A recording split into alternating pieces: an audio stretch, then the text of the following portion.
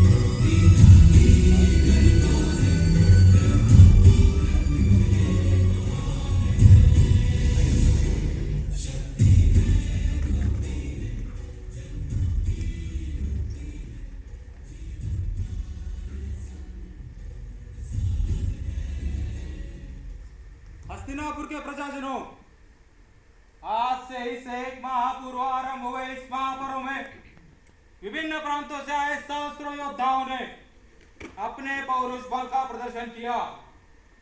आज इस पर्व का अंतिम दिन है, जब सहस्त्रों योद्धाओं को हराकर विजयी हुए महारथी का सम्मान किया जाएगा। मैं राजगुरु आचार्य द्रोणाचार्य, हस्तिनापुर के श्रेष्ठ पुरुष पितामह भीष्म तथा पालक धृतराष्ट्र के सौजन्य से इस राज्य रणशाला में योद्धाओं के सम्मान दिवस की घोषणा करता हूं। अर्जुन,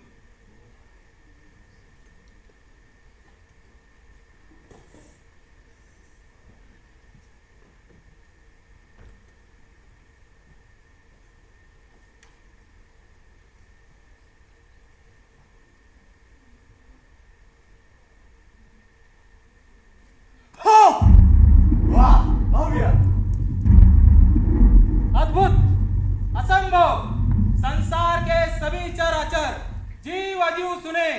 मैं आचार्य द्रोण ब्रह्मांड के जनक, पालक तथा विनाशक को नमन कर, जल अग्नि वायु को साक्षी मानकर पांडुपुत्र अर्जुन को त्रिकाल में त्रिलोक का सर्वश्रेष्ठ धनुर्धर घोषित करता हूं। ठहरो।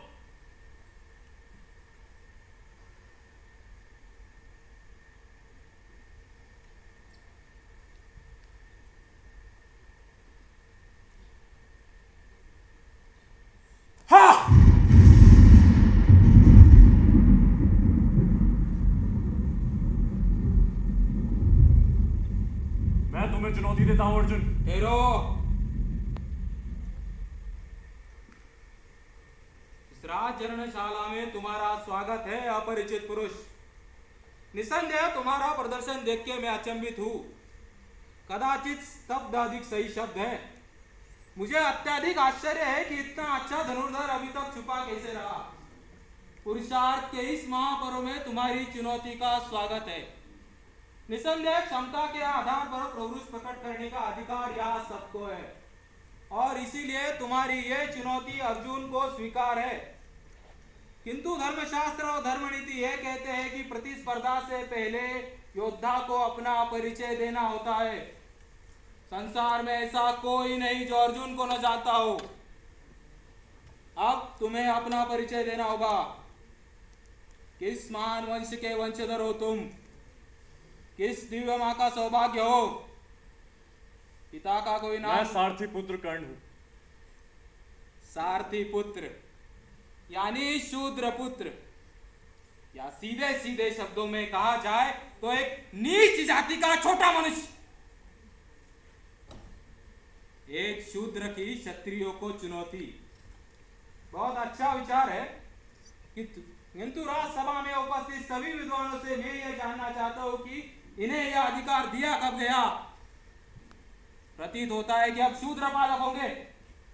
शायद ब्राह्मण और क्षत्रिय सूतों की दाल में भोजन करेंगे। कम से कम इस चुनौती से तो ऐसा ही लगता है। तुम यहाँ क्यों आए हो? अपनी इच्छा से। अपनी इच्छा पर अंकुश लगाना सीख लड़के। जा, चला जा और अपना ये रणबल अपने गांव के अखाड़े में जाकर दिखा। काफी मुद्राएं कमा लेगा। चला जा। रुको, ये सब क्या हो रहा है? एक योद्धा का अपमान करके आपने ठीक नहीं किया गुरुदेव। तुम चुप रहो दुर्योधन। मैं चुप नहीं रहूंगा। अंततः मेरे चुप हो जाने से वो सब परिवर्तित तो नहीं हो जाएगा जो आचार्य ने इस वीर के साथ किया। मूर्खता मत करो दुर्योधन, तुम्हें कोई अधिकार नहीं। चुप रहो वीर, मुझे अधिकार है। यदि कोई गुरु गलत करता है तो उसके शिष्य को पूरा अधिकार है कि वो उस भूल को इंगित करे। दुर्योधन, लेकिन वो हमारे गुरु हैं, हम सबसे बड़े हैं। वो तो क्या कहना चाहते हो तुम कि इनका किया गया हर बुरा काम अच्छा मान लिया जाएगा केवल इसलिए क्योंकि ये हमारे गुरु हैं, हमसे बड़े हैं? मैं पूछता हूं कि ये संसार को नैतिकता का पाठ पढ़ाते हैं तो ये पक्षपात क्यों कर रहे हैं? ईर्ष्या ने तुम्हारी मति भ्रष्ट कर दी है दुर्योधन। ईर्ष्या? ईर्ष्या किसे किससे है ये सबके सामने है गुरुदेव। महारथी पर्व का आधार जब पौरुष बल है तो इसमें जाति कुजाति का तर्क कहां से आया? अर्जुन ने तो ये चुनौती स्वीकार भी कर ली थी क्योंकि आपने ये षड्यंत्र क्यों रचा? दुर्योधन, ठीक चिल्लाकर मेरी बात को समाप्त मत कीजिए। है आपके पास इन प्रश्नों का उत्तर? तुम्हें दिखाई नहीं देता वो नीच जाति का तुच्छ मनुष्य है? नहीं, मुझे तो केवल एक वीर दिखता है, और एक वीर की जाति केवल वीरता होती है और कुछ नहीं। लेकिन राजवंश को चुनौती देने का अधिकार इसे नहीं है। क्यों? मैं पूछता हूं क्यों? क्योंकि ये राजवंश नहीं है। यदि राजवंश को चुनौती देने के लिए राजवंश का होना आवश्यक है तो ठीक है गुरुदेव।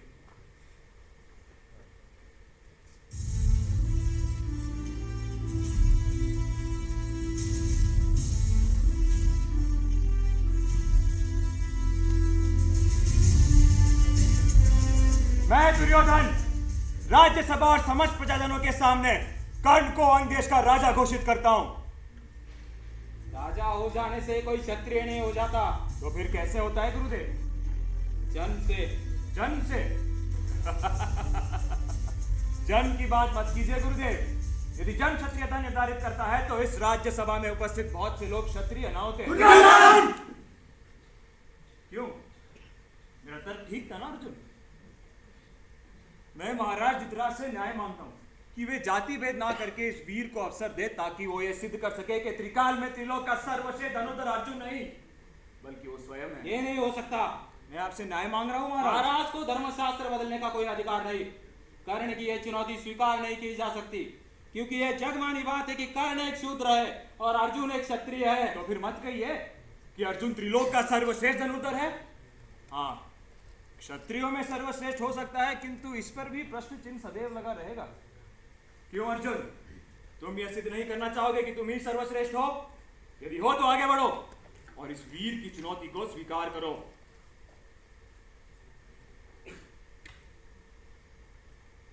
ये एक शूद्र है और मैं अर्जुन, पांडुपुत्र अर्जुन, गुरुद्रोण का सर्वोत्तम शिष्य और इस संसार का सर्वश्रेष्ठ धनुधर।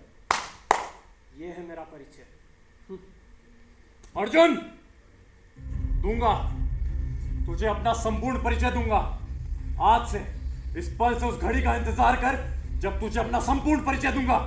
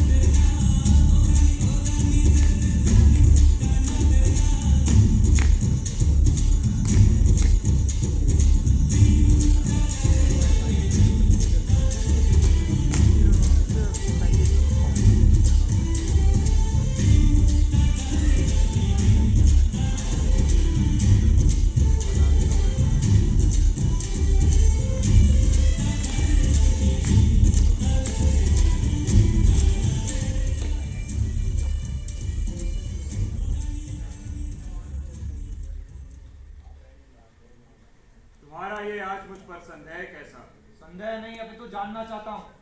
अत्यंत सोच विचार के पश्चात भी मुझे नहीं लगता कि कल जो आपने किया वो उचित था। हम तुम या समस्त कौरव समय की जिस दूरी पर खड़े हैं वहां उचित अनुचित का सोचना कोई अर्थ नहीं रखता। यदि कोई चीज अर्थ रखती है तो वो है केवल दूरदर्शिता। दूरदर्शिता? हमें ऐसी कोई दूरदर्शिता नहीं दिखाई देती जो हम सबको सहारा दे। दुशासन मेरे भाई, तुम भी वही चूक कर रहे हो। अरे अभी तो मैंने उसे सहारा दिया है, आगे चलकर वो हम सबका सहारा बनेगा। एक सारथी पुत्र हम राजपुत्रों का सहारा बनेगा। आप भी कैसी बातें करते हैं भैया? तुम्हें कुछ भी ज्ञात नहीं।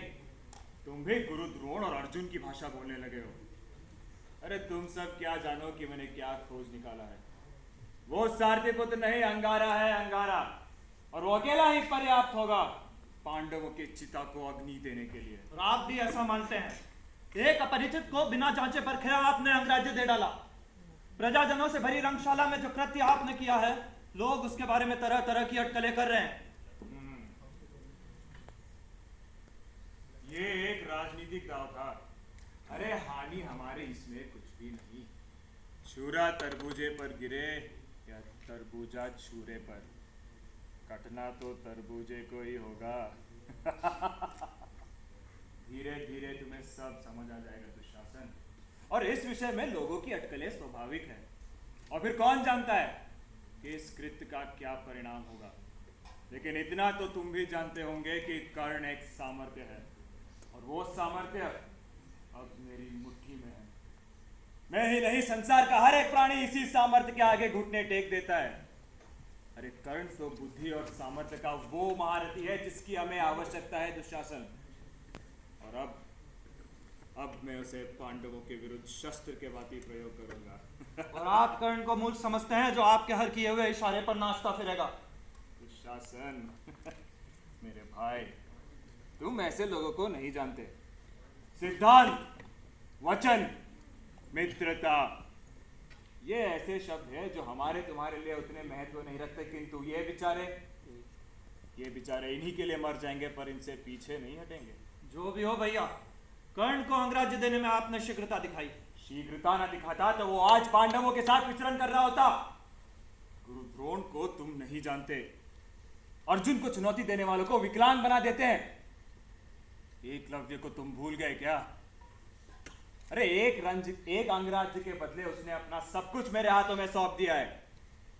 एक सारथी पुत्र के रूप में घोड़ों की मालिश करते करते उसका संपूर्ण जीवन व्यतीत हो जाता, किंतु मैंने दिया है राज्य जिसका वो कभी स्वप्न भी ना देख पाता।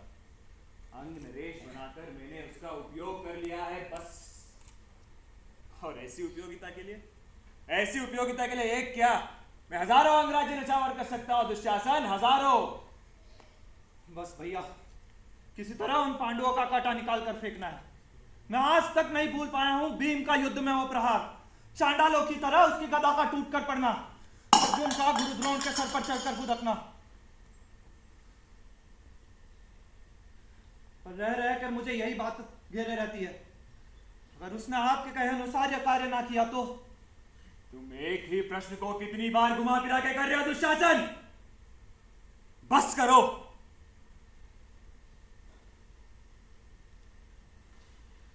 चलो, एक निर्णय से तुम्हें तर्क करना तो आया। अगर उसने मेरा कहा ना माना तो स्वयं ही अपने आप में जलकर भस्म हो जाएगा। उसके सामर्थ्य की यह छटपटाहट उसे जीने नहीं देगी। उसे अपनी योग्यता सिद्ध करने का इससे अच्छा सहयोग कहां मिलेगा दुशासन? आज अर्जुन को चुनौती देते समय तुमने कर्ण की आंखें नहीं देखी। ज्वालामुखी सी धधकती उसकी आंखें, अर्जुन के प्रति जो प्रतिस्पर्धा का भाव उसके मन में जागा है, देखना उसके बलबूते वो क्या क्या कर बैठता है। कौन है वहां? मैं देख कर आता हूं।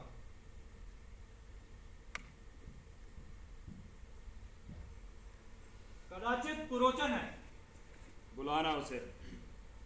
पांडवों को धर्म की आराधना के लिए वारणावत जाना है, और वहां उनके निवास के लिए पुरोचन को कुछ प्रबंध करना होगा। एक लाक्षागृह जो केवल एक चिंगारी से जलकर भस्म हो जाए।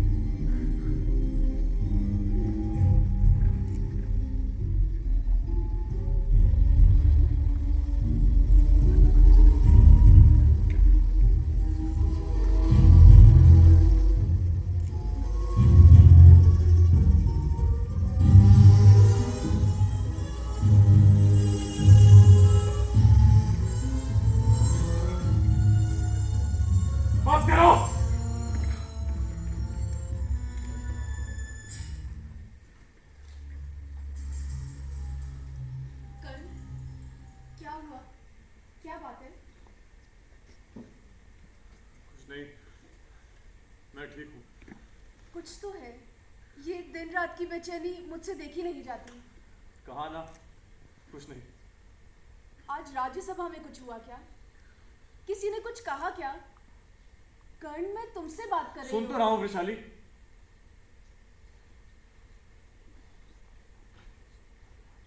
मुझे क्षमा करना वैशाली, पर मैं क्या करूँ, मैं क्या करूँ? कई दिनों से देख रही हूँ तुम बहुत व्याकुल हो। क्या बात है? कुछ नहीं, मैं ठीक हूँ। अपनी पत्नी से ही छुपाओगे? मैं सो नहीं पा रहा हूँ वैशाली। पिछली कई रातों से थककर जब भी अपनी आंखें मूंदता हूँ, वे सब मुझे दर्द पहुँचते हैं। विचार, ताने, प्रताड़नाएं सब मुझे घेरते हैं, दबाते हैं, मसलते हैं, और मैं कुछ नहीं कर पाता हूँ। मैं भाग नहीं पाता हूँ वैशाली। कर्ण, सब कुछ बहुत घिनौना सा है। पीले मवाद के समुद्र सा वो मेरी तरफ बढ़ता है। पिघली लाख मेरी धमनियों में जमकर मुझे जड़ कर देती है, और मैं कुछ नहीं कर पाता हूँ वैशाली। मैं भाग नहीं पा रहा हूँ वैशाली, मैं पागल हो जाऊंगा। कर्ण, मेरा अपराध क्या है वैशाली? कौन कहता है तुम अपराधी हो? तो मुझे ही तो चोटती है सारी बातें। कौन सी बात? मैं हार गया वैशाली, मैं सब कुछ हार गया। ये क्या कह रहे हो तुम? मुझे राज्यसभा में अर्जुन का कंधा थाम कर कितने आत्मविश्वास से कहा था कि तुझे अपना संपूर्ण परिचय दूंगा, लेकिन तुम ही बताओ, मैं बता पाऊंगा उसको कि मैं कौन हूँ? साबित कर पाऊंगा कि सर्वश्रेष्ठ वो नहीं मैं हूँ? मैं उसे अब कभी नहीं हरा पाऊंगा वैशाली, और इसीलिए मैं हार गया। किसी को ना हरा पाना पराजय तो नहीं होती। परंतु जीत तो तभी भी उसकी हुई ना, जबकि मैंने उसे कहा था कि तू हारेगा अर्जुन, तू हारेगा। मगर वो नहीं हारा वैशाली, वो नहीं हारा। इस संसार के लिए अभी भी सर्वश्रेष्ठ धनुर्धर अर्जुन ही है। मृतकों के प्रति द्वेष नहीं रखते कर्ण। द्वेष? अगर द्वेष रखता होता तो चाहता कि वो मर जाए, परंतु मैंने ऐसा कब चाहा कि अर्जुन अपने चारों भाइयों के साथ मिलकर उस लाक्षागृह में जलकर खत्म हो जाए। जिस दिन से सूचना मिली है उस दिन से मन को बस एक बात खाई जा रही है, जिसने पूरी राज्यसभा के सामने मुझे सूत के कर मेरा अपमान किया था, उसकी मृत्यु से पूर्व उसके मुख से ये नहीं निकल पा सका कि तुम श्रेष्ठतम हो कर्ण, तुम श्रेष्ठतम हो। पर इसके लिए अपराधी तुम तो नहीं हो। परंतु दुनिया तो यही कहती है ना कि दुर्योधन ने, क्या लोग गुपचुप तरीके से ये नहीं कहते होंगे कि दुर्योधन करणी कर्ण भी षड्यंत्र में शामिल था? लोगों के कहने से सत्य बदल तो नहीं जाएगा। तो ये प्रताड़ना है मुझे ही क्यों, जबकि दोस्त सारा दुर्योधन का था? कभी कभी लगता है मैं तुम्हें समझ नहीं पाती कर्ण। इतना सब होने के बाद भी मन से तुम दुर्योधन को अपना मित्र ही मानते हो। हाँ, मानता हूँ और हमेशा मानता रहूंगा, क्योंकि जब सब लोग मुझ पर ताने कस रहे थे, सिर्फ वो ही था जिसने मुझे सहारा दिया था। क्या इसमें उसका स्वार्थ नहीं था? क्या वो नहीं चाहता था कि पांडव अपमानित हो? था, इसमें उसका स्वार्थ था, परंतु अपने स्वार्थ के लिए सही, लेकिन तर्क उसने एकदम ठीक दिया था। पक्ष उसने मेरा लिया था, ना कि उन दुर्बल भयभीत स्थापित पांडवों का। उच्च वर्ग की स्थापना को ठेस न पहुंचे, इसलिए मुझे, मेरे परिवार को, मेरे वंश को, सबको घृणा की नजरों से देखा गया। मैंने कभी तुम्हें ऐसा नहीं पाया था। मैंने भी नहीं। हम सूत हैं, छोटी जाति के हैं, इसमें कोई नई बात तो नहीं।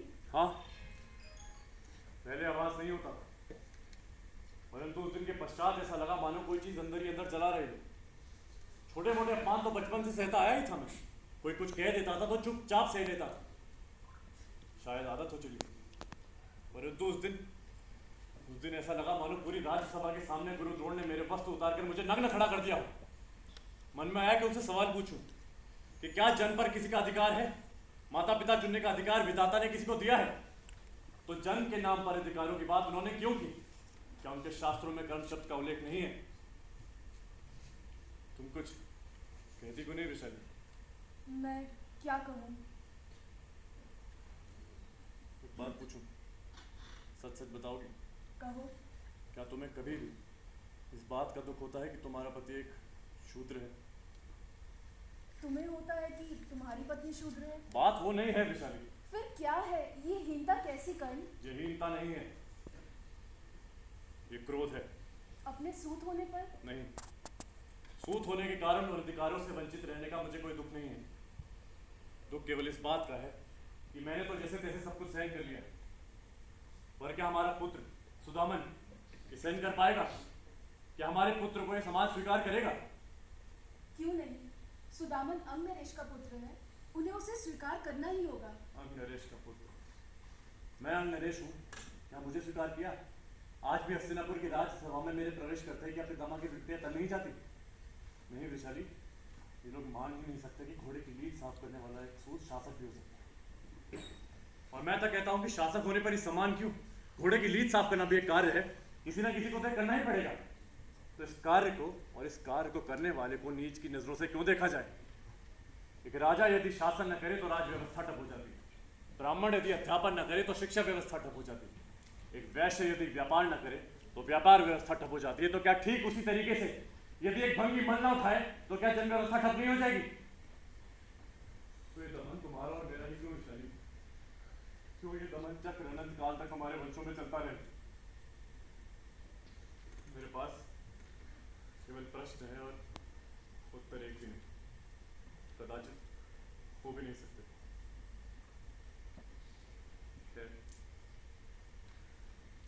तुम्हें बताना भूल गया, कल सुनांजलि के पश्चात ही चला हूँ, आने में कुछ दिन लगेंगे और पुत्र सुदामन मेरे साथ जाएगा।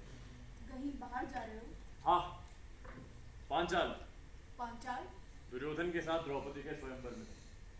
दरअसल दुर्योधन द्रौपदी का वरण करना चाहता है, पर मैं तो मित्र बनकर जा रहा हूँ। मुस्कुराए क्यों? सोचा था मैं ईर्ष्या कर बैठूंगी। अब स्त्रियों की बातें मैं क्या जानूं? मगर मैं अपने पुरुष को जानती हूँ। बस इसी बात का तो संतोष है कि संसार में कोई तो है जो मुझे समझता है। पर अचानक सुदामन को साथ ले जाने क्या सोची? जब से अंग नरेश बना हूं अपने पुत्र सुदामन को समय नहीं दे पाता हूँ। कितना अकेला महसूस करता होगा मेरा पुत्र मेरे बिना।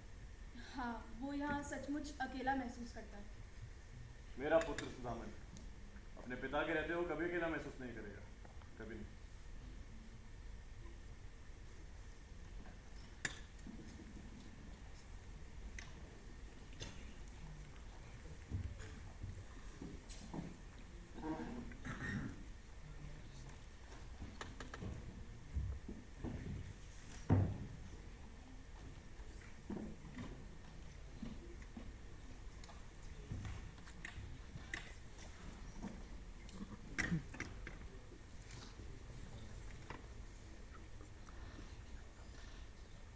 द्वारपालों, देखो कोई अंदर ना आने पाए। राजकुमारी का श्रृंगार आरंभ होने वाला है। मैं पूछती हूँ मंडप सज्जा कब पूरी करोगे? स्वयंवर के बाद? पता नहीं आज हो क्या रहा है, सबके हाथ इतने धीरे चल रहे हैं कि बस। अवंतिका, ओ अवंतिका, जलाशय से जल भरा या नहीं? उफ, क्या हर काम का दायित्व तो मेरा ही है? मल्लिका और दुर्गेशनी श्रृंगार का सामान लेने गई थी, अभी तक लौटी नहीं। पता नहीं आज हो क्या रहा है। परंतु मैं यहाँ क्यों? ढूंढने निकली थी राजकुमारी को और ना जाने क्या क्या हो गया। राजकुमारी, राजकुमारी, आप यहाँ बैठी हो और मैं ना जाने आपको कहाँ कहाँ ढूंढ आई।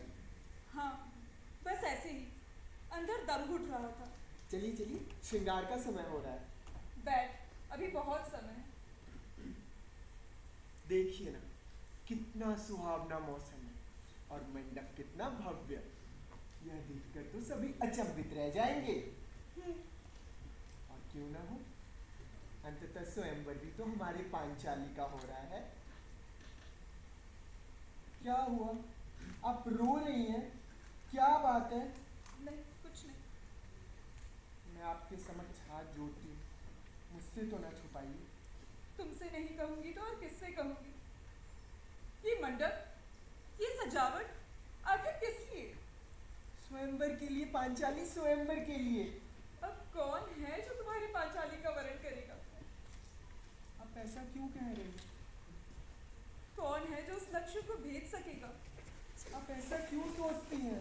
तुम ही बताओ, अर्जुन के सिवा किसका कंठ था जिसमें मैं वरमाला डालूं?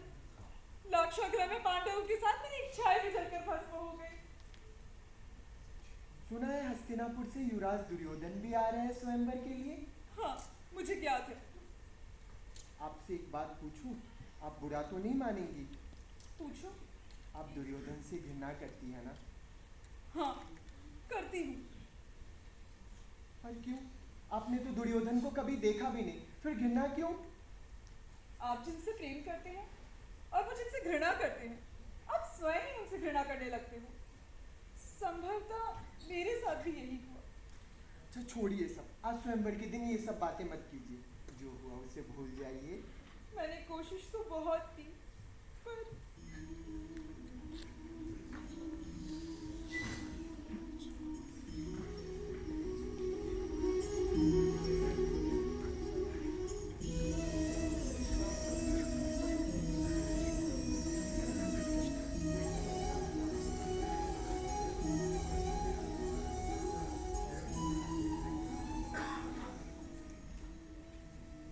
मुझे भय था कि मुझे आने में विलंब होगा।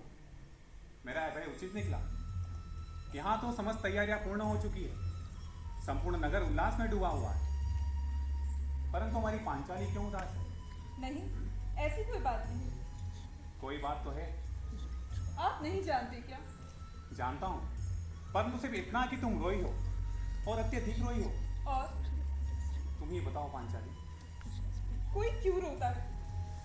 मनुष्य दुख में रोता है और सुख में भी रोता है। क्यों परिहास करते हैं? आखिर सुख में कौन रोता है? क्यों? यदि स्वयंवर में तुम अर्जुन के गले में वरमाला डालती तो क्या इन आंखों में आंसू ना होते? तो क्या माना जाए कि तुम्हें दुख होता? आप जानता हूं, परंतु तुम्हारे दुख का कारण मुझे समझ में नहीं आता। होना या ना होना मनुष्य के हाथ में नहीं है, तो फिर किसी की उपस्थिति या अनुपस्थिति का दुख कैसा? क्या करूं कृष्ण, क्या करूं? इस संसार में समय और भाग्य से बड़ा कोई नहीं है पांचाली। उन पर भरोसा रखो। अपनी वाक्पटुता के लिए आप अत्यंत प्रसिद्ध हैं। पर क्या आपका ये शब्दजाल मुझे संतोष दे पाएगा? सोचा था पांचाली अब बड़ी हो गई होगी, परंतु तुम हाँ तो हाँ जानती हूँ। अब आप भी मुझे पिता की तरह समझाना आरंभ न कीजिएगा कि मैं अभी अपोज हूँ। क्या हुआ? मैंने कुछ मूर्खतापूर्ण कहा क्या? नहीं, बस यूं लगा कि तुम क्षण भर में ही बड़ी हो गई। निसंदेह अब तुम स्वयंवर के योग्य हो। पर मेरा वरण करने वाला योग्य पुरुष कहाँ कृष्ण? सुनो पांचाली, इस संसार में 4 पुरुष तुम्हारा वरण करने के योग्य हैं, क्योंकि यही इस संसार के सर्वश्रेष्ठ धनुर्धर है। पहले भीष्म पितामह, दूसरा एकलव्य, तीसरा कर्ण और चौथा अर्जुन। भीष्म अपनी प्रतिज्ञा के कारण किसी स्त्री का वरण नहीं करेंगे। एकलव्य को बहुत पहले ही गुरु द्रोण ने अर्जुन के मुंह में अक्षम कर दिया। और तीसरा कर्ण। कर्ण? कर्ण क्या कृष्ण? क्या होने वाला है? समय आने पर तुम स्वयं जान जाओगी पांचाली। और अंतिम अर्जुन, जो लाक्षागृह में दुर्योधन की क्रूरता का शिकार हुआ, तो आखिर कौन बचा कृष्ण? भूलो मत पांचाली, इस संसार में समय और भाग्य से बड़ा कोई नहीं। आओ आओ, तुम्हारे स्वयंवर का समय समीप आ रहा है।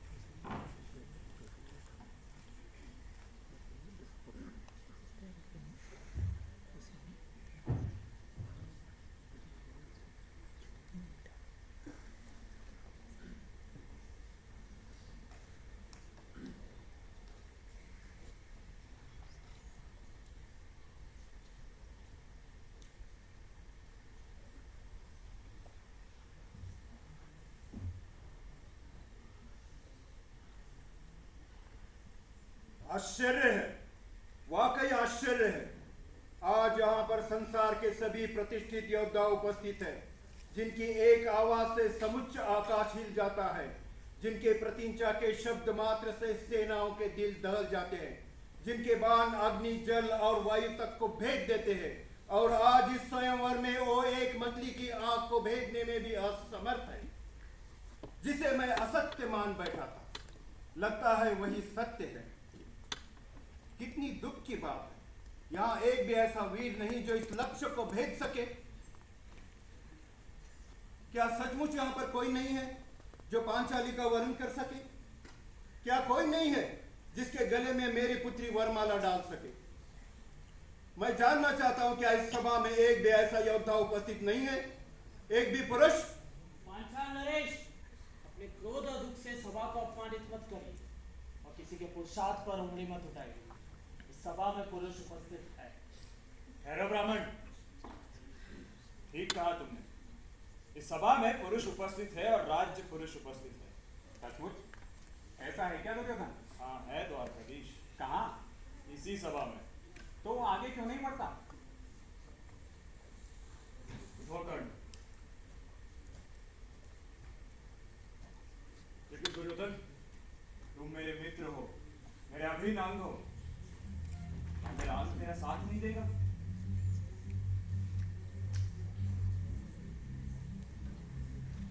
कृष्ण, अब वो समय आ गया है पांचाल।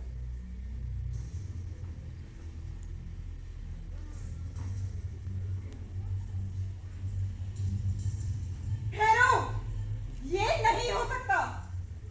ये एक शूद्र है, नीच है, नीच। और किसी नीच को यह अधिकार नहीं कि वो एक क्षत्रिय कन्या से विवाह करे। क्या शूद्र के दुस्साहस से किसी को लज्जा नहीं आती? इस अबला पुरुषों के सभा में मैं पांचाली इस सारथी पुत्र के दुस्साहस को नकारती हूँ।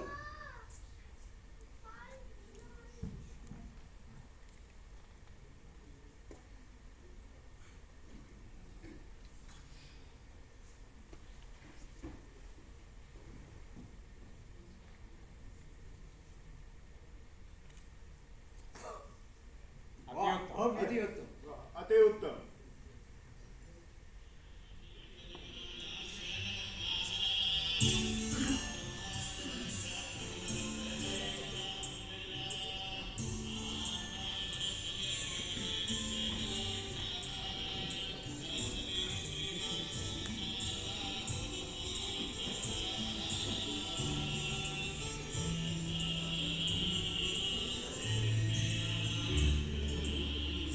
ठहरो, मैं इस विवाह को मान्यता नहीं देता। अंध नरेश को जाति के आधार पर नकारने वाली द्रौपदी को कोई अधिकार नहीं है कि वो क्षत्रियों की उपस्थितियों में एक ब्राह्मण का वर्ण करे। क्षत्रिय यदि अक्षम हो तो फिर चारा ही क्या बचता है दुर्योधन? क्षमता के आधार पर होने वाले इस स्वयंवर में फिर जाति का कुतर्क क्यों? प्रश्न तर्क कुतर्क का नहीं है, प्रश्न है अधिकारों का।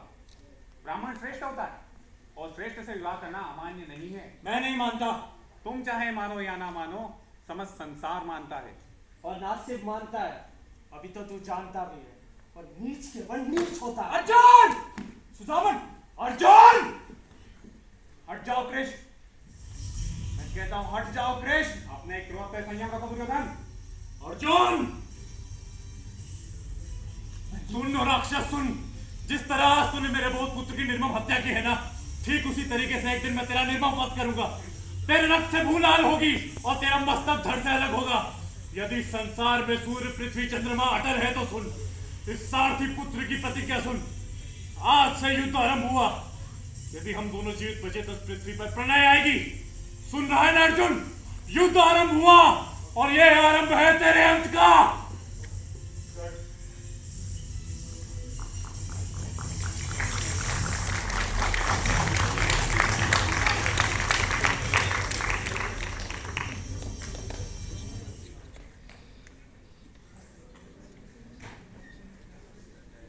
विजय प्राप्त करने के पश्चात पांडव कौरवों के मामा शकुनी के जाल में फंस गए। अपना सब कुछ चौसर के खेल में दांव पर लगा बैठे। परिणाम स्वरूप युधिष्ठिर केवल धन और संपत्ति ही नहीं, अभी तो अपने भाई और अपनी धर्मपत्नी द्रौपदी को भी इस खेल में हार बैठे। इसी वजह से पांडवों को 12 वर्ष वनवास और 1 वर्ष के अज्ञातवास पर जाना पड़ा। वनवास और अज्ञातवास पूर्ण होने पर न्याय स्वरूप मिलने वाले आधे राज्य देने में जब दुर्योधन ने आनाकानी की तो वासुदेव दूत बनकर हस्तिनापुर आए और पांडवों का संदेशा लाया।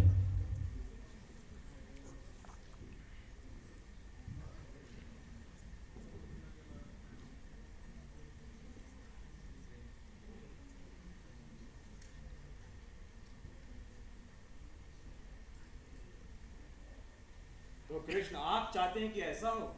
प्रश्न मेरे चाहने का नहीं, प्रश्न है न्याय का। परंतु हो सकता है कि जो आपके लिए न्याय हो वो मेरे लिए अन्याय हो।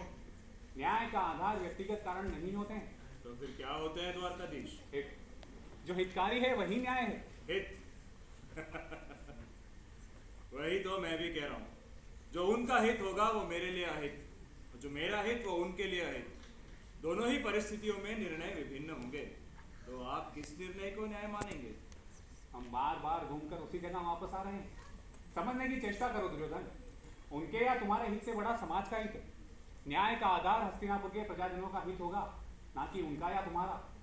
इतना पूछने की दृष्टिता अवश्य करूंगा कि हस्तिनापुर के प्रजा का हित द्वारका नरेश या हस्तिनापुर से अलग हुए पांडु पुत्र कैसे तय कर सकते हैं? हित तो पालक तय करता है, और प्रजा का पालक मैं हूं, हस्तिनापुर नरेश दुर्योधन। अच्छा, मैं तो आज तक यह समझता था कि यह सौभाग्य महाराज धृतराष्ट्र को प्राप्त है। हाँ, किंतु एक बात अच्छी तरह से समझ लीजिए, मेरे पिता का सौभाग्य मेरा सौभाग्य है, और यह सौभाग्य केवल मेरा होगा, ना कि तथाकथित पांडु पुत्रों का। न जाने क्यों मैं तुमसे बहस कर रहा हूँ, जबकि ये सारे निर्णय तो महाराज धृतराष्ट्र को लेने। महाराज, आप अच्छी तरीके से सोच विचार कर निर्णय लें और पांडवों को निश्चितता प्रदान करें कि उनके साथ अन्याय नहीं होगा। आप उचित कह रहे हैं कृष्ण, किंतु दुर्योधन भी निश्चित होना चाहता है कि उसके साथ भी कोई अन्याय ना हो। अन्याय का प्रश्न ही कहाँ उठता है? राज्य तो पहले ही बढ़ चुका था। पांडवों को उनके वनवास के पश्चात आधा राज्य मिलने की जो शर्त थी वो पूरी हो चुकी है, तो उन्हें उनका अधिकार तो मिलना ही चाहिए ना। राज्य बटा था, हिंदू अब एक है, और नैतिक दृष्टि से भी यही सही होगा कि उसे दोबारा ना बांटा जाए, ताकि उसकी शक्ति कम ना हो। नैतिकता की बात करते हो दुर्योधन? तुम ही ने कहा था कि 12 वर्ष के वनवास और 1 वर्ष के अज्ञातवास के पश्चात ही पांडव अपना राज्य वापस पा सकेंगे। वनवास भी पूरा हुआ और अज्ञातवास भी। अब तुम्हारी नैतिकता यह कहती है कि अपनी बात से मुकर जाओ। वनवास मानता हूं पूरा हुआ, किंतु अज्ञातवास नहीं।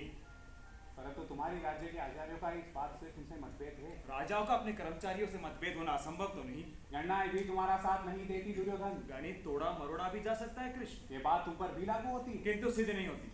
और शंका के आधार पर मैं अपना आधा राज्य उन दुर्बल और अक्षम पांडवों के हाथ दे दूं, जिनके पास इतना भी माता नहीं कि स्वयं आके बात करते। आपको भेज दिया पैरवी के लिए। क्या सोचा था घबरा कर दब जाऊंगा? जाइए, उचित होगा कि आप उनका यह भ्रम भी दूर कर दे। मैं अपना आधा राज्य किसी भी परिस्थिति में नहीं दूंगा।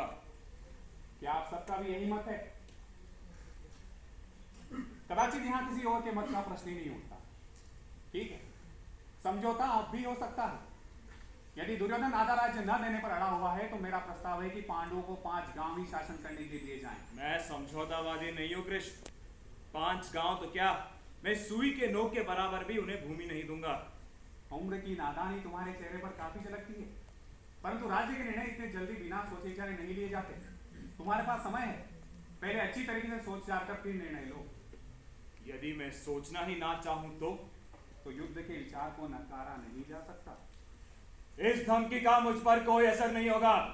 धमकी नहीं दे रहा हूं, समझा रहा हूं। वैश्य के गर्भ में क्या छुपा हुआ है ये तुम नहीं जानते। कोई भी नहीं जानता, यहां तक कि आप भी नहीं जानते वासुदेव। अनुभव यही अंतर पैदा करता है।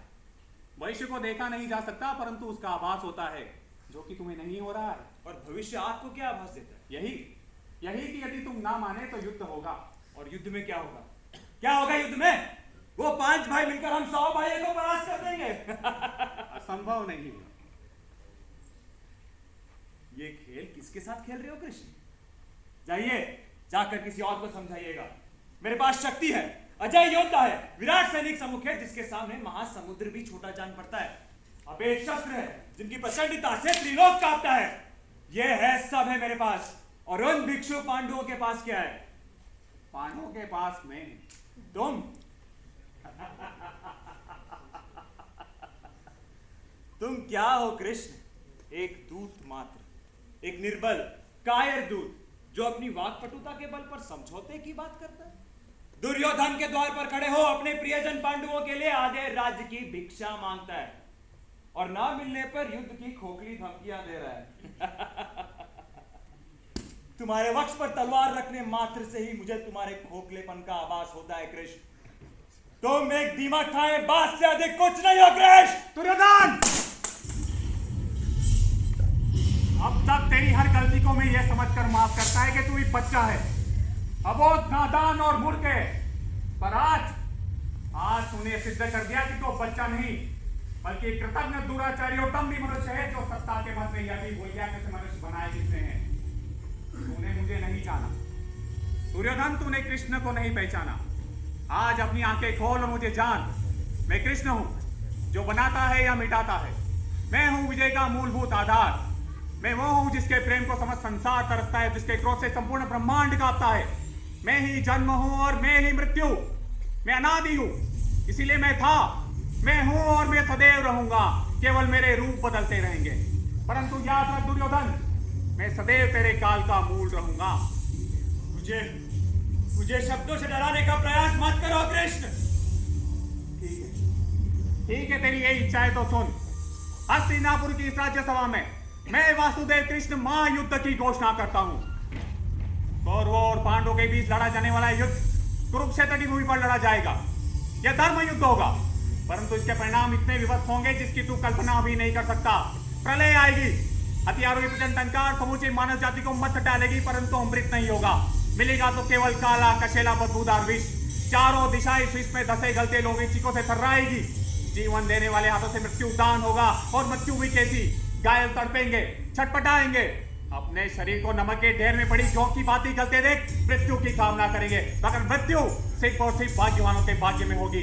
दमन की पिपासा धक्केगी, आदमी ना रहकर नर पशु बन जाएगा। वो नर पशु जो सिर्फ इतना जानता है कि मार दो, अन्यथा कोई और तुम्हें मार डालेगा। ये वो समय होगा जब भाई भाई के खून के प्यासे होंगे, सुरा की जगह मित्रों और संबंधियों का रक्तपान होगा, सारे सिद्धांत धराशायी होंगे, काल अकाल बनकर छाएगा। आतंक दुर्योधन, आतंक।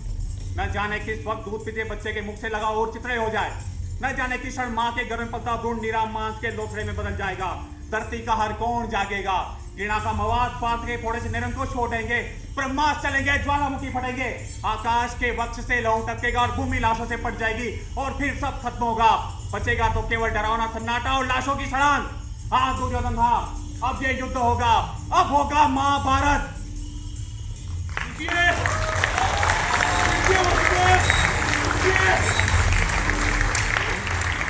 क्या किया दुर्योधन? तूने क्या किया? वासुदेव रुकिए। कर्ण, कर्ण, अब क्या होगा कर्ण? अब इस युद्ध में क्या होगा? यदि कृष्ण अनादि है तो कर्ण भी था और हमेशा रहेगा, और वो सदैव अपने मित्र दुर्योधन के साथ ही रहेगा। हाँ दुर्योधन, अब यह युद्ध होगा।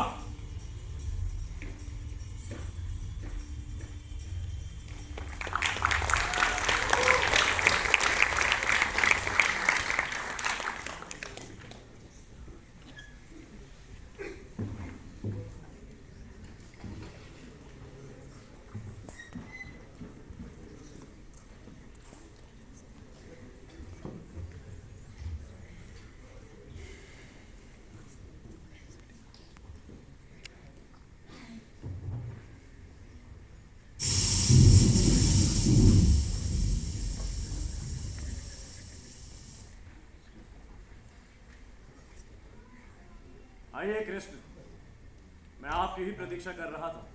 तुम जानते थे कि मैं आऊंगा? आज राज्यसभा में जो कुछ भी हुआ उसके बाद तो आपको आना ही था। लीजिए, अतिथि सत्कार में कोई भूल चूक हो जाए तो क्षमा कीजिएगा। दरअसल उच्च वर्ग की परिष्कृत रस्मों को अभी पूरी तरीके से सीख नहीं पाया। कहिए, कैसे आना हुआ आज? ये जानते थे कि मैं आऊंगा, क्या ये नहीं जानते थे कि मैं क्यों आऊंगा? साधारण मनुष्य हूं कृष्ण, भूल चूक हो सकती है। आप स्वयं कहें तो बेहतर रहेगा। अब तुम ही बताओ, आज राज्यसभा में दुर्योधन ने जो कुछ भी किया, क्या वो ठीक था? आप किस बात की तरफ इशारा कर रहे हैं कृष्ण? हर बात की तरफ। पांडवों को उनके अधिकार ना देना क्या न्याय संगत है? अधिकार तो उनके आधे राज्य का। मैं तो 5 गांव तक भी राजी था, पर वो मूर्ख तोड़ा हुआ है कि सुई के नोक के बराबर भी भूमि नहीं देगा। अब तुम बताओ, क्या ये ठीक है? किसी के पारिवारिक झगड़े और हस्तिनापुर की राज संबंधी निर्णय में हस्तक्षेप का मुझे कोई अधिकार नहीं है कृष्ण। मैं हस्तक्षेप करने को नहीं कह रहा हूँ, मैं केवल तुम्हारे विचार जानना चाहता हूँ। इस पूरी घटना में मेरे विचार कोई महत्व नहीं रखते। रखते हैं। अपने और अपने विचारों की महत्ता को पहचानो कर्ण, और मेरे पहचानने से लोग उसको स्वीकार तो नहीं करेंगे, या करेंगे? करेंगे, अवश्य करेंगे। विचारों की महत्ता को भला कौन न स्वीकार कर सकता है। आज आपकी इन बातों को सुनकर ऐसा लग रहा है कि आज तक मैंने जो कुछ भी देखा, जो कुछ भी समझा, वो सब एक भ्रम था। हाँ, भ्रम ही तो था। और इसका सबसे बड़ा उदाहरण है तुम्हारी दुर्योधन से मित्रता। किसी के कुछ कह देने से कोई चीज साबित नहीं होती। परंतु तर्क यही कहता कि जो अपने भाइयों का ना हुआ वो तुम्हारा क्या होगा कर्ण? उसके अपने भाई भी उसके कहाँ हुए? वो मित्र है और उसके मित्र ही उसके अपने हैं। दुर्योधन से मित्रता ये निरा भ्रम है कर्ण। और पांडवों के मेरे प्रति असीम घृणा, क्या वो भी एक भ्रम है? हाँ है, क्योंकि उनकी घृणा तुमसे नहीं, अधर्म और अधर्म का साथ देने वालों से है, और तुम अधर्म के साथ हो। सिर्फ अपनी बात को सही साबित करने के लिए दिया गया तर्क कुतर्क होता है कृष्ण। मैं तो किसी के भी साथ नहीं था, तो मुझे घृणा क्यों मिली? तुम्हारा छोड़िए कृष्ण, छोड़िए। आप बस ये बताइए कि आप चाहते क्या हैं? तुम दुर्योधन का साथ छोड़ दो। चलिए, छोड़ दिया, अब क्या करूं? अर्जुन का सारथी बन जाऊं? तुम ऐसा क्यों? और आप ऐसा क्यों सोचते हैं कि मैं दुर्योधन का साथ छोड़ दूंगा? क्योंकि भ्रम टूटता है और यही उसकी नियति है। संबंध मेरे और दुर्योधन के बीच में है, इसे या तो मैं जानता हूं या दुर्योधन। आपका इस संबंध को भ्रम कहना कहीं स्वयं आपका भ्रम तो नहीं कृष्ण? तो इसकी नियति क्या होनी चाहिए? यदि ये भ्रम है तो यह भी टूट ही जाएगा। तो इसको टूट जाने दीजिए कृष्ण। दुर्भाग्य से ना तो मेरे हाथ में है और ना ही तुम्हारा। इसका निर्णायक है समय, कौन जाने किसका समय नजदीक है। परंतु हाँ, आज दुर्योधन ने राज्यसभा में जो कुछ भी अपने योद्धाओं, शस्त्रों और बल के बारे में कहा, उससे इतना तो पता लग गया कि वो खुद कितने बड़े भ्रम में जी रहा। क्योंकि बल के रूप में यदि उसके पास कोई है तो वो हो तुम। गुरु द्रोण और पितामह के होते हुए भी आप ऐसा कहना चाहेंगे? हाँ, क्योंकि बल केवल भुजाओं में नहीं, मन में भी होता है, और दुर्भाग्य से दोनों ही उसके साथ नहीं है। परंतु ऐसे बहुत हैं जो मन से उसके साथ हैं। तुम अलग हो जाओ और फिर देखो विजय किसकी होती है। आप अलग हो जाइए और फिर देखिए विजय किसकी होती है। आपसे बराबरी सिद्ध करने का मेरा कोई उद्देश्य नहीं था, और ऐसा हो भी नहीं सकता, और ऐसी मेरी कोई इच्छा भी नहीं थी, क्योंकि कर्ण कर्ण है और कृष्ण कृष्ण। एक क के बाद बहुत कुछ अलग है। तर्क बुद्धि तुम्हारे पास काफी अच्छी है, परंतु जरा विवेक बुद्धि से सोचो कर्ण, यदि ये युद्ध हुआ तो संहार होगा, महासंहार। वही महासंहार जिसकी घोषणा स्वयं आप नहीं की थी कृष्ण, परंतु बीज मैंने नहीं डाला था। सोचो कर्ण, इस संग्राम से तुम्हें क्या मिलेगा? एक प्रश्न मुझे भी कुरेदता है कृष्ण कि संग्राम से आपको क्या मिलेगा? मैं केवल सत्य और धर्म के साथ हूँ, और मैं केवल सिद्धांतों के साथ। इसीलिए इस युद्ध में उतरना हम दोनों की व्यवस्था है। तुम्हारे लिए व्यवस्था नहीं, मूर्खता है। कभी युद्ध का अंत भी सोचा है? जन्म के समय बच्चा मृत्यु के बारे में सोचता है क्या? वो अबोध होता है क्योंकि उसके पास ज्ञान नहीं होता। परंतु तुम, काश कि तुम जानते कि यही कि मैं पांडवों का सबसे बड़ा भाई हूँ, ज्येष्ठ कुंती पुत्र कर्ण हूँ। यही तुम्हें किसने बताया? स्वीकारा नहीं तो क्या हो, इस संसार में मेरे जनक अब भी हैं। सूर्य? हाँ, उन्हीं से ज्ञात हुआ जीवन का एक और घिनौना सत्य। ये सत्य घिनौना नहीं है कर्ण, जीवन तो अब शुरू हुआ है। तुम्हें वो सब कुछ मिलेगा जो बहुत पहले मिल जाना चाहिए था। तुम सम्राट होगे, क्षत्रिय कहलाओगे, राजमाता कुंती के ज्येष्ठ पुत्र के रूप में जाने जाओगे। संसार मानेगा कि तुम पांडवों में सर्वश्रेष्ठ हो। मैं जानता हूं कि तुमने बहुत दुख, बहुत यातनाएं झेली, क्या क्या नहीं हुआ तुम्हारे साथ, परंतु सत्य भी आखिर कहां तक छुपता। पर ये सत्य आज ही को सामने आया, ये सत्य आज ही को सामने आया। उस दिन कहा था वो सत्य जब गुरु द्रोण ने पूरी राज्यसभा के सामने मुझे सूत कहकर मेरे अधिकार छीन लिए थे। अर्जुन ने मेरी चुनौती को अस्वीकार करके मानो मेरे मुख पर तमाचा जड़ दिया था। कहां मर गया था आपका वो सत्य जब द्रौपदी ने मुझे नीच कहकर नकार दिया था? मैं कहता हूं कहां मर गया था वो सत्य जब मेरे पुत्र सुदामन की मेरी आंखों के सामने निर्मम हत्या कर दी गई थी। जब सुदामन का वध हुआ तो मैं का नाम शूद्र था, और आज जब समय आया पांडवों के वध का तो मैं ज्येष्ठ कुंती पुत्र कर्ण। चाहिए कृष्ण चाहिए, शायद हम दोनों एक दूसरे का समय बर्बाद कर रहे हैं। बस जरा सोचो कर्ण। छोड़िए कृष्ण छोड़िए, उस दिन राज्यसभा में आपने ठीक ही कहा था कि अब युद्ध आरंभ हुआ। सोच विचार का समय तो अब रहा नहीं। हाँ कृष्ण, अब युद्ध होगा। प्रणाम।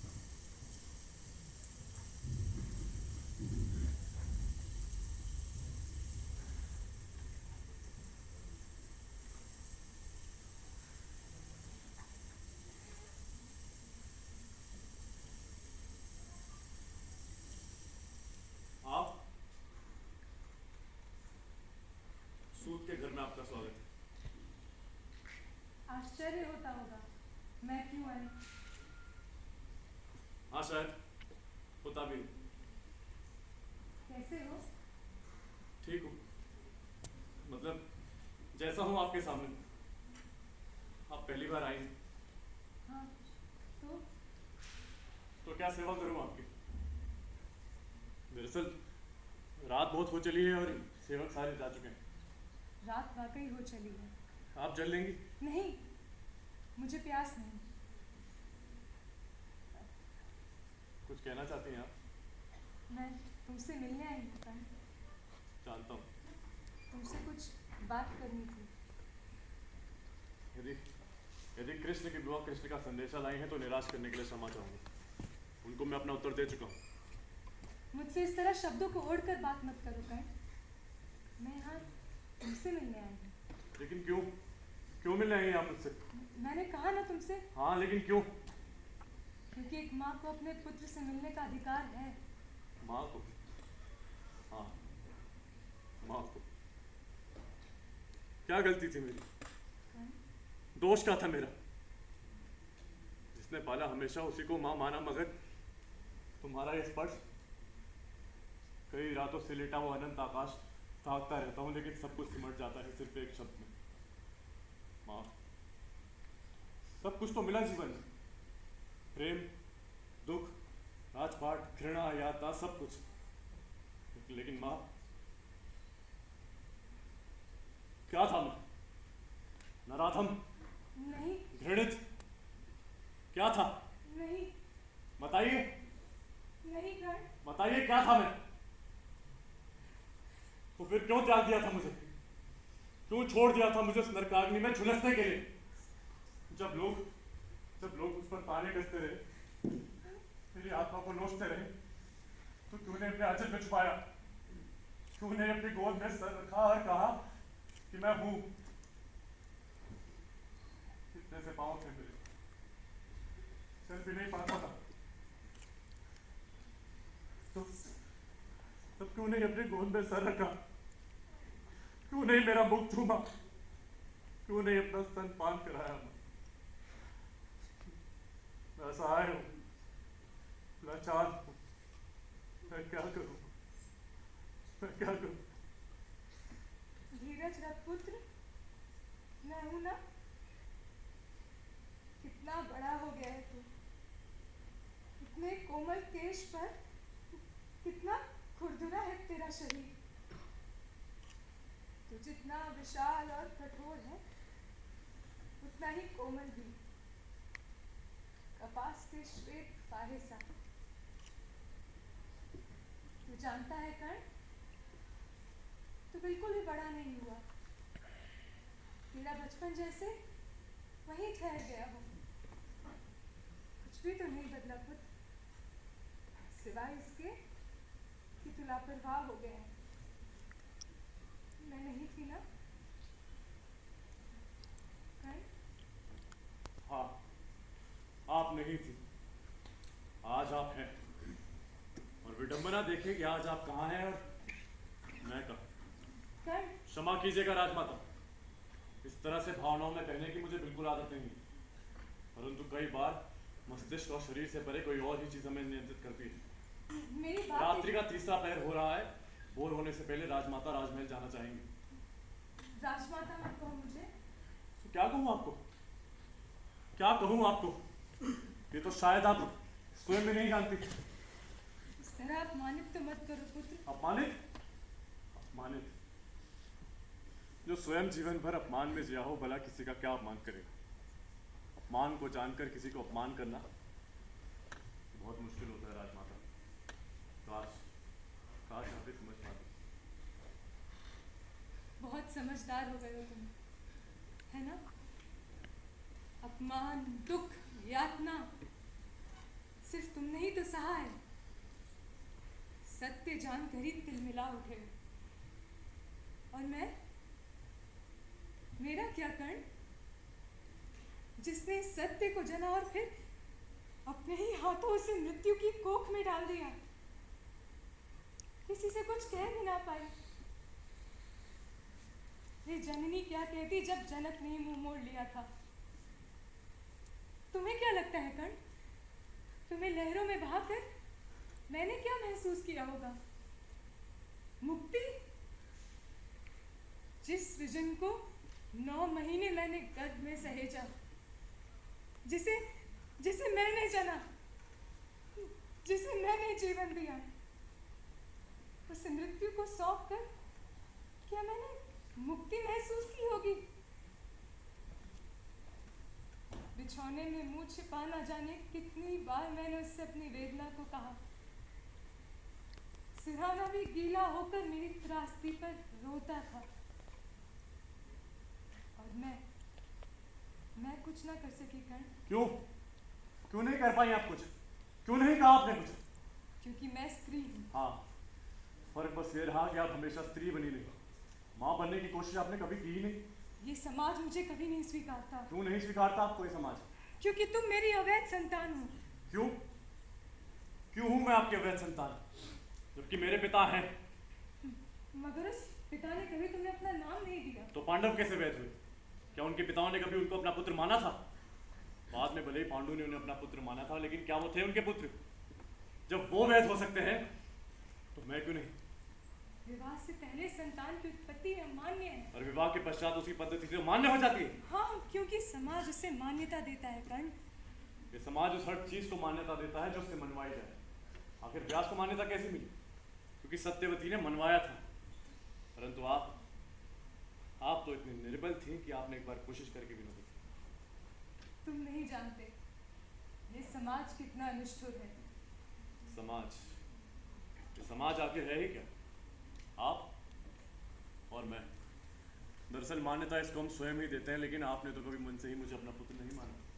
नहीं, ये झूठ है। मैंने तुम्हें अपना पुत्र माना है। हाँ, लेकिन मगर आज ही क्यों? जब कल सुबह कर्ण कौरव सेना का सेनापति बनकर जा रहा है, तब जब मेरा यह संकल्प दृढ़ हो चुका है कि पांडवों का वध ही मेरा ध्येय होगा। मुझ पर लांछन मत लगाओ कर्ण। लांछन नहीं लगा रहा हूँ, वास्तविकता बता रहा हूँ। कल तक जब मैं कुछ नहीं था तो मैं का नाम शूद्र था, और आज जब समय आया युद्ध का तो एक खलबली कैसी? कृष्ण भागे भागे चलाए मुझे धर्म अधर्म सत्य असत्य की परिभाषा समझाने। राजमाता कुंती आधी रात को बरसात में भीगकर मुझे पुत्र कहने चली आई। जब आज तक अपनी वेदना को छुपा कर रखा था, तो आज क्यों कहने चली आई मुझसे अपनी त्रासदी? अगर मैं आज नहीं आती तो विनाश होता। भाई भाई का वध करने कल रणभूमि पर उतर आते। यदि कल मैं युद्ध में ना भी उतरूं तो वहां भाई भाई का वध कर ही रहे होंगे, और आज आपके यहाँ आ जाने से विनाश रुकेगा नहीं, क्योंकि विनाश खड़ा है स्वार्थों की नींव पर, और शांति के लिए कोई अपने स्वार्थ त्यागने के लिए तैयार नहीं है। राजमाता जाइए, राजमाता जाइए, विश्राम कीजिए। कल आपको रण तिलक भी तो करना होगा ना अपने पुत्रों का। तुमने निश्चय कर लिया है? हाँ। जो बीता उसे भुलाया नहीं जा सकता। बिल्कुल भी नहीं। यही भूल कर रहे हो कर्ण। जो बीत जाता है उसका कोई महत्व नहीं। महत्व उसका होता है जो आज है, जो कल आने वाला है। भूत भले ही बीत जाता है, परंतु वही समेटता है अपने अंदर भविष्य को और वर्तमान को। वही निर्णायक होता है आज का और आने वाले कल का। उसी ने मेरे जीवन का निर्णय लिया है, और मैं इसे नकार नहीं सकता। और नकार तो तू ये भी नहीं सकता कि जिनसे तू लड़ने जा रहा है वे भी शक्तिशाली हैं। वे भी तो कर सकते हैं तेरा वध। पहली बार देख रहा हूँ कि युद्ध में जाने से पूर्व एक माँ अपने बच्चे को ऐसे वचन भी कहती है। आपकी चिंता स्वाभाविक है, परंतु आप चिंता मत कीजिए, क्योंकि वो शक्तिशाली नहीं है, क्योंकि उनकी शक्ति है कृष्ण, और कृष्ण किसी की क्या शक्ति बनेंगे? वो तो स्वयं इतने निर्बल हैं। गलत नहीं कह रहा हूँ राजमाता। अगर वो कमजोर ना होते तो आपको ना भेजते, इंद्र को ना भेजते मुझसे कवच और कुंडल लेने के लिए। देखिए, दे दिया सब कुछ दान। यदि कोई ये समझता है कि बिना कवच और कुंडल के कर्ण कर्ण नहीं रहा, तो इसकी भूल है, क्योंकि कर्ण का अर्थ कवच और कुंडल नहीं है। वो है जो आपके सामने खड़ा है, और वो है जो कल रण करेगा। बड़ा दानवीर है ना तू, सबको दान देता फिरता है। अपनी माँ को दान नहीं देगा? एक माँ को दान देकर छोटा कर दूं, ये पाप मुझसे नहीं होगा राजमाता। परंतु लो, मैं तुम्हें वचन देता हूं। लो, तुम्हारी ये अवैध संतान तुमको वचन देती है, कल रणभूमि में अर्जुन के अलावा किसी पांडव का वध नहीं होगा इन हाथों से। अर्जुन या मेरे में से केवल एक ही जीवित बचेगा। इतने पे संतोष कर लो राजमाता। ये संसार जानता है कि तुम 5 पुत्रों की माँ थी और सदैव रहोगी। संतोष तो संसार को होगा पुत्र, मगर पुत्र तो मैं ही खोऊंगी। माँ, माना मैं तुम्हारी अवैध संतान हूं, और क्या युद्ध में जाने से पूर्व तुम्हारे आशीर्वाद तक का हकदार नहीं।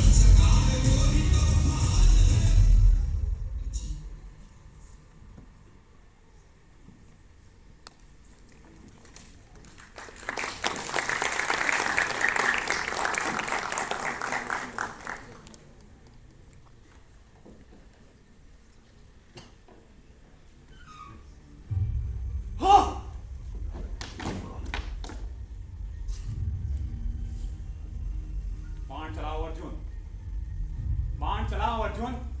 नहीं केशव, अभी नहीं। बाण चलाओ अर्जुन। मगर केशव वो एक नियत्ता है, एक असहाय है, उस पर बाण नहीं चला सकता मैं। बाण चलाओ अर्जुन। मगर केशव उसके रथ का पैर कीचड़ में दसा है, और यदि मैंने ये बाण चला दिया तो जीवन भर ये बात मेरे अंतरात्मा को कचोटती रहेगी। और एक नियत्ते पे वार करना युद्ध के सिद्धांतों के खिलाफ भी तो है केशव। नहीं, मुझसे बाण नहीं चलेगा केशव, मुझसे बाण मत चलाओ।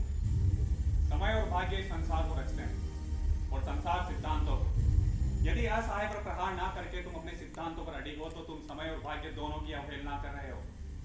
समय ने उसके भाग्य का पहिया कीचड़ में गाड़ा है और वो निहत्ता है क्योंकि भाग्य ऐसा चाहता है।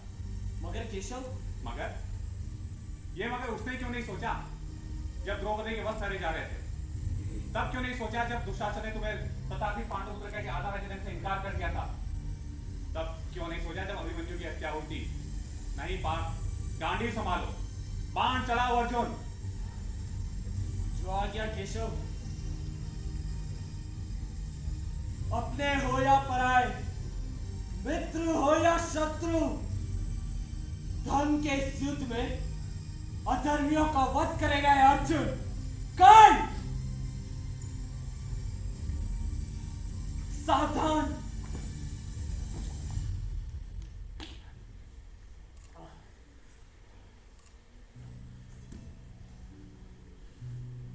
तुमने ये क्या किया कृष्ण? तुमने मेरे साथ ऐसा क्यों किया? मैंने तुम्हारे साथ ऐसा कुछ भी नहीं किया। यही तुम्हारी नीति थी। तुम अधर्म के साथ थे और अधर्म का यही अंत होता है। अधर्म? किसका धर्म और किसका अधर्म कृष्ण? जो तुमने मेरे साथ किया वो मेरा धर्म था और जो मैंने तुम्हारे साथ किया वो तुम्हारा। तो कैसा धर्म और कैसा अधर्म कृष्ण? जवाब दो। तुमने मेरे साथ ऐसा क्यों किया? यह मेरा धर्म युद्ध था कर्ण। धर्म युद्ध? बहुत गुना तो जाना कि ये युद्ध क्या था। ये दो विचारधाराओं का युद्ध था। ये दो विचारधाराओं के राज्य की स्थापना का युद्ध था कृष्ण। और तुम्हें इस युद्ध से क्या मिला? न प्रजा, न धन, कुछ नहीं। तो तुम ये युद्ध क्यों लड़े कृष्ण? तुम ये युद्ध क्यों लड़े? दरअसल ये तुम्हारी और दुर्योधन की विचारधाराओं के राज्य की स्थापना का युद्ध था। सच कहना कृष्ण, यदि उस दिन दुर्योधन तुम्हारी बात मान लेता तो क्या आज वो तुम्हारे पीछे ना खड़ा होता? और क्या इस युद्ध में पांडव एक एक करके मारे नहीं जा रहे होते? दरअसल तुम अपने विचारों के आगे मजबूर थे कृष्ण। हाँ था, मगर तुम भी तो थे। युद्ध मेरे और दुर्योधन के बीच विचारों का था, फिर तुम बीच में कैसे आए? अपने सिद्धांतों के कारण। सिद्धांत ही तो विचार होते हैं। नहीं नहीं कृष्ण, सिद्धांत अडिग होते हैं और विचार बदल जाते हैं। परंतु इस युद्ध में जाना भी कुछ लोगों के तो सिद्धांत भी बदल जाते हैं। तुमने अपनी लालसा को शांत करने के लिए क्या कुछ नहीं किया कृष्ण? युद्ध की घोषणा की, उसकी संरचना की। मुझे बताने चले आए कि मैं कुंती की अवैध संतान हूं। मां को भेजा, वो भी युद्ध से ठीक पहले, जब मैं अपना मनोबल संचित कर रहा था। कहीं इस युद्ध में मैं घातक साबित ना हो जाऊं, इसलिए मेरे दान धर्म का फायदा उठाकर मैं इंद्र को भेजा मुझसे कवच कुंडल लेने के लिए। शल्य को भी तुमने ही भेजा था ना? कैसा सारथी भेजा तुमने कृष्ण, जो अपने ही योद्धा का मनोबल तोड़ता रहा। ये तुम जानते, परंतु क्या ये कटु वचन संसार मानेगा? कैसे मानेगा कृष्ण, कैसे मानेगा? क्योंकि यमनिका के पीछे तो तुम हो।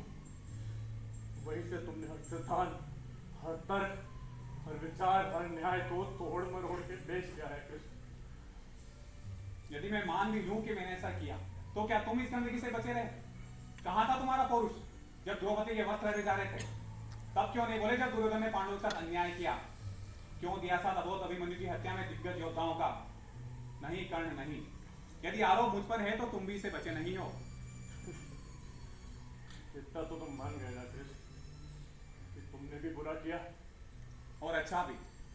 मनुष्य ना तो कभी पूरी तरीके से अच्छा हुआ है और ना कभी पूरी तरीके से बुरा। मैं भी मनुष्य का एक रूप हूं, तो मैं भी इसका अपवाद तो नहीं हो सकता ना। तो तुम क्यों पूजे जाओगे कृष्ण? तुम क्यों पूजे जाओगे? क्योंकि मैंने धर्म का आधार रखा और अंततः विजय उसी की हुई। धर्म विजयी होता है या विजयी धर्म? यदि हम जीतते तो हम ही धर्म की स्थापना करते, हम ही पूजे जाते। परंतु तुम हार चुके हो। नहीं कृष्ण, भौतिक रूप से भले ही मैं हार चुका हूँ, लेकिन हारे तुम हो कृष्ण, हारे तुम हो। क्योंकि तुम तो योगेश्वर कहलाकर भी अपने सिद्धांतों पर नहीं टिक सके, और मैं आज तक अपनी बातों पर अडिग हूँ। जिसका उदाहरण है तुम्हारी ये बंद मुट्ठी। तुमसे अच्छा तो मेरा शत्रु अर्जुन था कृष्ण। मुझे निहत्था देखकर वो झिझक गया था, परंतु तुम नहीं जिसके कृष्ण, तुम नहीं जिसके कांड। पर मैं ये युद्ध हार गया हूँ कृष्ण।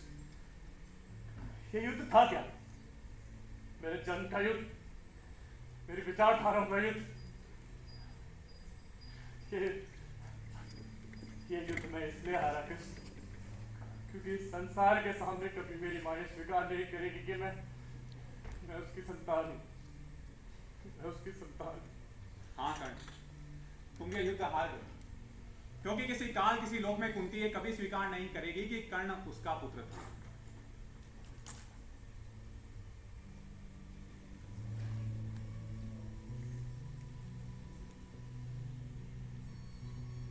मारा गया संसार का सर्वश्रेष्ठ योद्धा,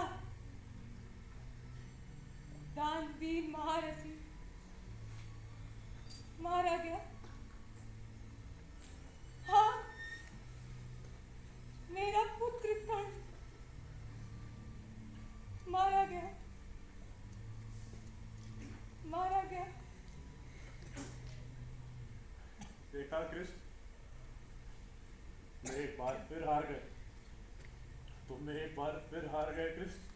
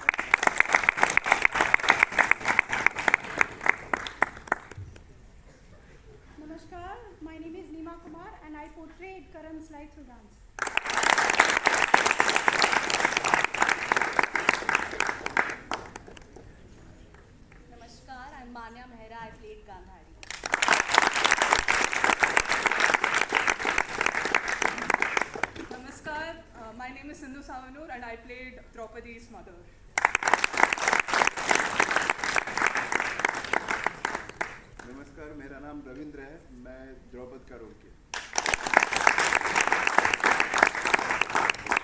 नमस्कार, मेरा नाम वत्सल बरन है और मैं युधिष्ठिर के रूप में। नमस्कार, मेरा नाम भरत है और I played Bhim. Namaskar, my name is Pooja and I played the role of Duryodhan's dancer.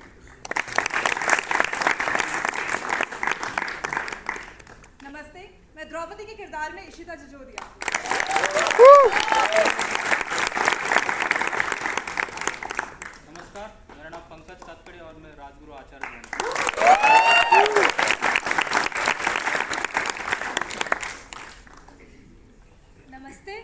वत्सला चौबे कुंती के किरदार में।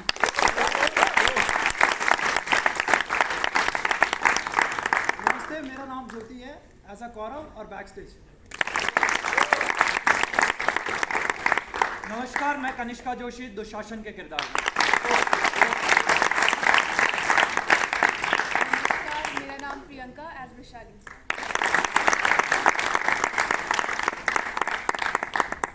नमस्कार, मैं विवेक पाटस्कर धृतराष्ट्र के किरदार में। नमस्ते, मैं नीतीश सांडिल्य सखी के रूप में।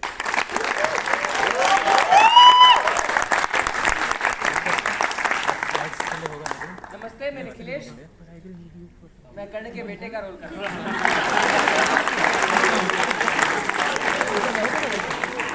Hello, I'm Kushi Prasad. I play the role of a dancer. नमस्ते, मैं Devansh Sharma and I played as a Kaurava.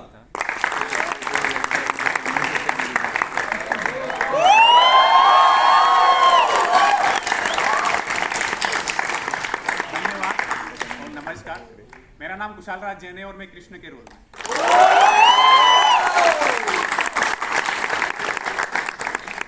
नमस्कार, मेरा नाम गौरव देवड़ा अर्जुन के किरदार।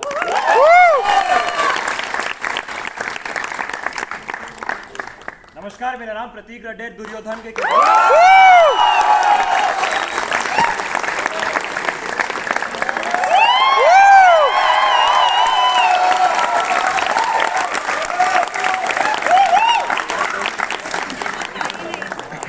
Thank you.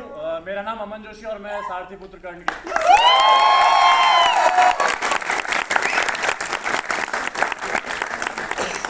हमारे डायरेक्टर आशीष राणा।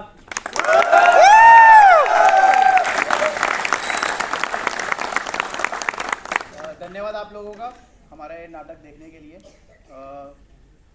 बहुत बड़ी कास्ट थी और इन कास्ट को संभालने के लिए बहुत लोग भी लगे और ऑलरेडी हमारा ये शो हाउसफुल रह चुका है 4 बार। अभी लास्ट टू लास्ट वीक ही हमने 4 शोज़ किए थे, चारों हाउसफुल थे। तो हमें अरमान ने अप्रोच किया था कि क्या आप मारुति हमारे स्टेज पे करना चाहेंगे, तो आई सेड यस। तो बड़ी मुश्किल से उसने लाइट्स वाइट जुगाड़ी है। तो good round of applause for अरमान।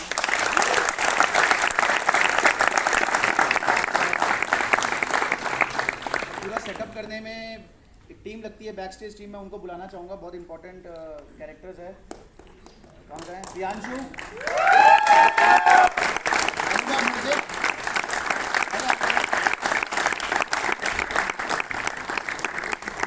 ये भार्गव जो एक लड़का दिख रहा होगा यहाँ भागते हुए, ये इस लाइट को संभाल रहा था। ये मैनुअल लाइट है तो बार बार इसका बटन ऑन ऑफ करना था, तो ये वॉज सोली रिस्पॉन्सिबल। तो और तेजस्विता जी पूरा बैक स्टेज। आप लोगों के मन में एक सवाल कोई रह गया? हाँ, अब आप लोगों के मन में एक सवाल आ रहा होगा कि यार ये तो बहुत अच्छे अच्छे एक्टर्स है या भाई ये है या वो है। तो ऐसा बिल्कुल नहीं है। इसमें से 60% ऑफ द क्राउड फ्रेशर्स है जो लाइफ में पहली बार स्टेज पे उतरे थे। इसीलिए सारे फ्रेशर्स एक बार आगे आ जाएंगे।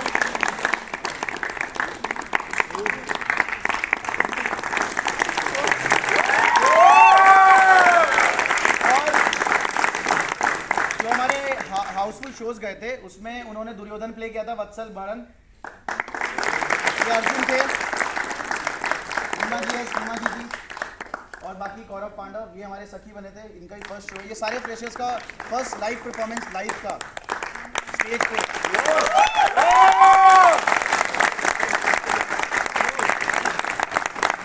आप लोग हमारा इंस्टाग्राम पेज द थिएटर नामा ऐसे लिखोगे आ जाएगा 2 मिनट में, 2 मिनट जल्दी आ जाएगा। ऐसे फॉलो कर सकते हैं।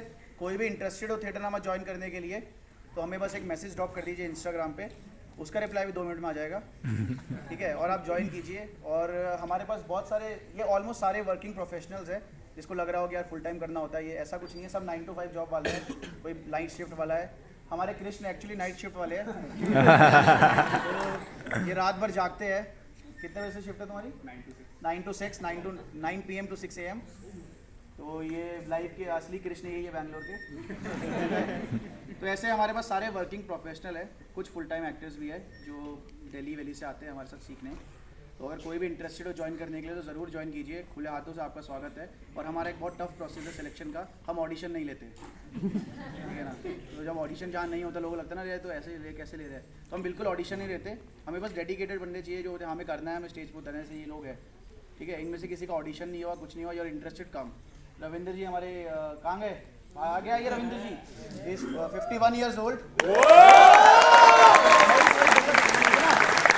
सॉरी 47, और कम, स्वीट 25। इनका भी लाइफ का फर्स्ट स्टेज एक्सपीरियंस थिएटर नामा के साथ ही था, तब से जुड़े हुए हमारे साथ। ऑलमोस्ट 4 से 5 प्लेस कर चुके हैं अलग अलग प्रोडक्शन में, और 10 से 12 डिफरेंट 12 से 13 शोज़ कर चुके हैं हमारे साथ। और ऐसे ही और भी हमारे पास नीमा जी हैं जो फैशन डिज़ाइनर हमारे साथ जुड़ी हुई है एक्टिंग में, तो सब अपनी डेली दिनचर्या से समय निकाल के। और दूसरा सवाल आता है कि बैंगलोर में बैचेस का क्या सीन है, कैसे है यार, नहीं मैनेज कर पाते, टाइम ये है। तो हमारे पास बैचेस होते हैं, we have 6 to 9 in the morning, then we have 9 to 11, जिसका ऑफिस 9 बजे के बाद है वो 6 to 9 ज्वाइन कर सकता है, 9 to 11 ज्वाइन कर सकता है, इसका दिन में है। जो बिल्कुल सेल्स में है, बिल्कुल कुछ नहीं कर सकता वीकडे में, तो उसके लिए वीकेंड बैच है 7 to 10 एंड 10 to 12। ये 4 बैच जो मैंने मेंशन किया इनमें प्लेस जाते हैं। Maharathi was from 6 to 9 batch morning का। अभी हमारा एक वीकेंड बैच का प्ले आ रहा है next to next week, court martial. It's based on a court martial होता है ना आर्मी में, उसका पूरा एक स्टेज सेटअप के साथ हम लोग प्ले कर रहे हैं, तो ज़रूर आइएगा देखने। उसके बाद हमारा एक और प्ले आ रहा है रिफंड, उसके बाद एक और प्ले आ रहा है, ऐसे आते रहते हैं। जैसे 10-12 प्लेज हम कर चुके हैं पिछले 6 महीने में। तो हमारा मोटिव यही है थिएटर नामा का बैंगलोर में, कि हम लोग अपनी ऑडियंस को, जो मोस्टली हमारी हिंदी ऑडियंस रहती है, उनको स्टेज पे उनको दिखाए कि थिएटर होता है, ये है, उनको ऐसे अकेला अकेला फील ना हो, ठीक है। और हमने कन्नड़ा प्ले भी एक किया था, अपराधी नानिल्ला, सही है ना, हाँ अपराधी नानिल्ला हमने एक किया था जो हमने प्रोड्यूस किया था, वो भी फुल हाउस था KH कला सौदा में। तो किसी के पास स्क्रिप्ट हो, कोई राइटर हो, कुछ भी हो, तो वो भी हमें अप्रोच कर सकता है। हम प्लेस भी प्रोड्यूस करते हैं। जैसे हाल ही में एक सज्जन मेरे से मिले थे, उन्होंने कहा था यार मैं फुल टाइम जॉब करता हूँ लेकिन I have a very good script और मेरे पास टीम नहीं है, मुझे पता नहीं कहाँ जाना है, तो हमने उनका भी प्ले प्रोड्यूस किया है। तो we gave them the actors, we gave them the rehearsal space, now he is rehearsing. उनका प्ले अक्टूबर में आएगा, तो वो फर्स्ट प्ले है उनका ऑन स्टेज। तो हम लोग ऐसे भी सपोर्ट करते हैं, जो आर्ट का प्यार करता है आर्ट से और कहता है। लास्ट में बोलना चाहूँगा कि इस प्ले को बनाते समय मेरे दिमाग में बिल्कुल ऐसा कुछ नहीं था कि मुझे किसी कैरेक्टर को हाईलाइट करना है या किसी को डाउनग्रेड करना है या कृष्ण को पॉलिटिकली अपलिफ्ट करना है या कर्ण को ऊपर दिखाना है। जब मैंने प्ले बनाया था तो मेरा मकसद सिंपल था कि ऑडियंस में जब लोग इसे देखेंगे तो सबका अपना एक पर्सपेक्टिव होगा। कोई कर्ण को अच्छा मान सकता है, कोई कृष्ण को अच्छा मान सकता है, किसी के लिए दुर्योधन शायद अच्छा हो गया हो। तो ऐसा कुछ नहीं है कि वो मैंने डिज़ाइन किया है कि नहीं दुर्योधन को पसंद करना ही करना है। यहाँ पे ये इंडिविजुअल परसेप्शन है, ठीक है। डायरेक्टर का इसमें ये मैं डिस्क्लेमर दे रहा हूँ, ठीक है, ताकि बाहर ना मिले मुझसे कोई। तो ऐसा कुछ नहीं है, ठीक है। और हमने बहुत स्टडी की थी, पूरा महाभारत हमने देखा, ये करा वो करा कि कोई टाइम लूप ना रह जाए। जो हमने 16 साल का वो टाइम लूप है वो हमने पढ़ा था, सब कुछ इसमें बहुत स्टडी हुई है। फिर भी अगर कोई छोटी मोटी फैक्चुअल डेटा किसी को नॉलेज हो और बता दे हमें, तो ज़रूर मुझसे मिलिएगा बैक स्टेज और मुझे बता दीजिएगा कि एक फैक्चुअल डेटा ये यहाँ पे थोड़ा सा इनकरेक्ट हो गया है, क्योंकि मैं देख पा रहा हूँ अलग अलग एज की ऑडियंस है। तो कोई भी फैक्चुअल डेटा अगर मिस हो गया हो तो ज़रूर बताइएगा, और नहीं हुआ हो तो अच्छी बात है। और इसके अभी नेक्स्ट शो आएंगे 2 अक्टूबर, 2 अक्टूबर गांधी जयंती के दिन, अलायंस यहीं पे अलायंस फ्रॉन्स से वसंत नगर में 2 शो और है। तो इसको स्प्रेड कीजिए अपने दोस्तों को, तो बचाइए और कहिए देखिए, ठीक है। इसे कह देना देख लिए, मतलब पसंद नहीं भी आया होगा तो कह देना चाहिए सपोर्ट के नाम पे, ठीक है। मजाक कर रहा हूँ। धन्यवाद। मेरा नाम है आशीष राणा, मैं इस प्ले का director. Thank you.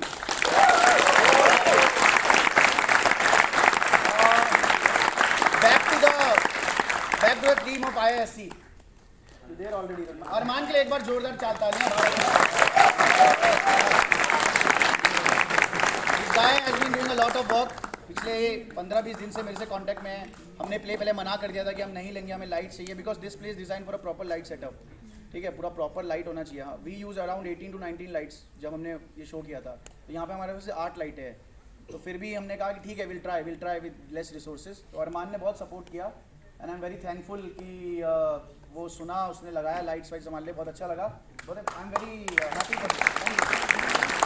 Thank you guys. Back to Arman. Thank you.